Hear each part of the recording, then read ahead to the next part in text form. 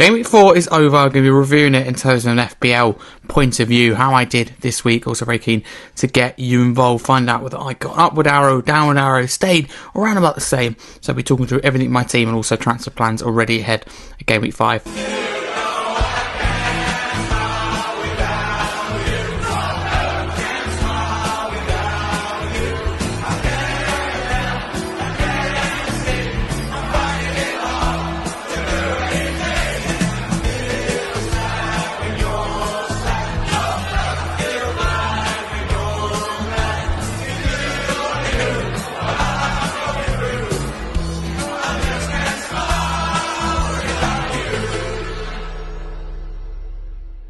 If you're new, please like and subscribe.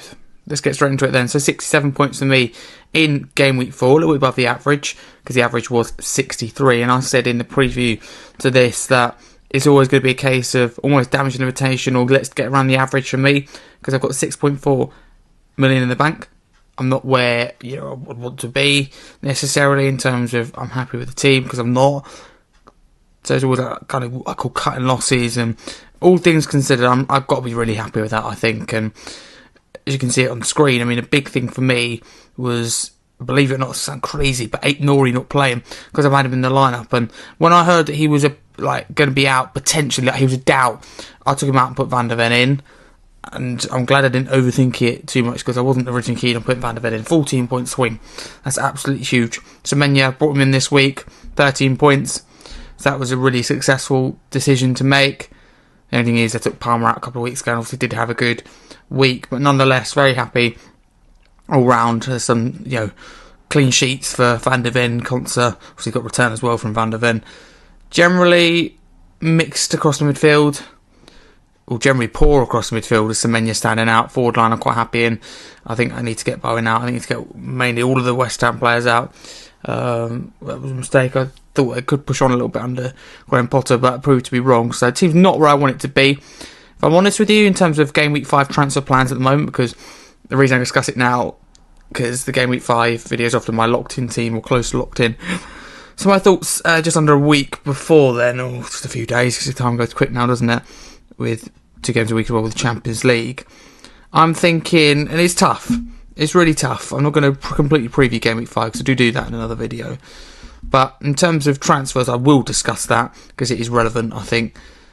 Who do I plan to take out? Well, Nori I probably do have to either take out or sacrifice on the bench. Either way, players that I could potentially out are Rodgers. Nothing against him, because I like him, but Aston Villa's really poor attacking return. Well, they scored no goals, have they? Poor attacking return. They're in 0 goals so far this Premier League season. A goal will come. Sunderland away next.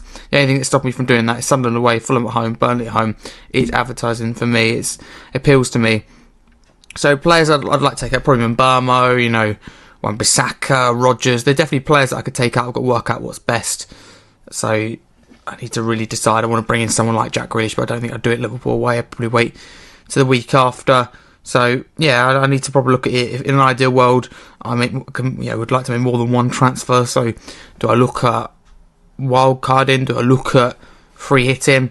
It feels early, and my team's not in a dire state, but I'm looking at it now and I'm thinking, Jared Bowen, I don't really want in there. And I'll talk about the squad. I don't really want Wan-Bissaka in there. It's going to be a tough game for the likes of Konsa. So just look at the back line that we got in this game. I can't see any of them scoring any points, really.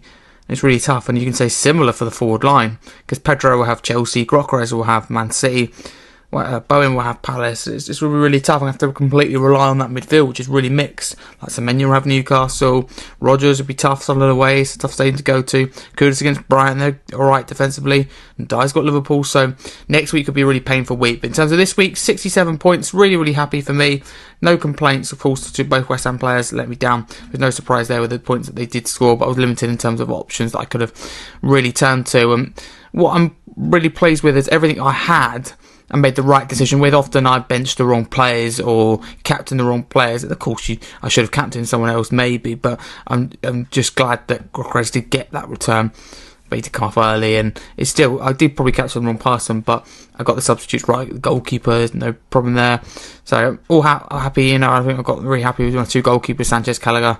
So that is a real positive. So I need to analyse what I'm going to do. I need to really think this week. A lot of it depends on injuries, and I'm going to not rush to make a decision and regret it, because team news often comes out late, especially Champions League as well. There's no need to rush a decision. I'd urge every FPL manager, and I'm not an expert, but to wait until the Conference League, the Carabao Cup, the Europa League, the Champions League, all these competitions, wait.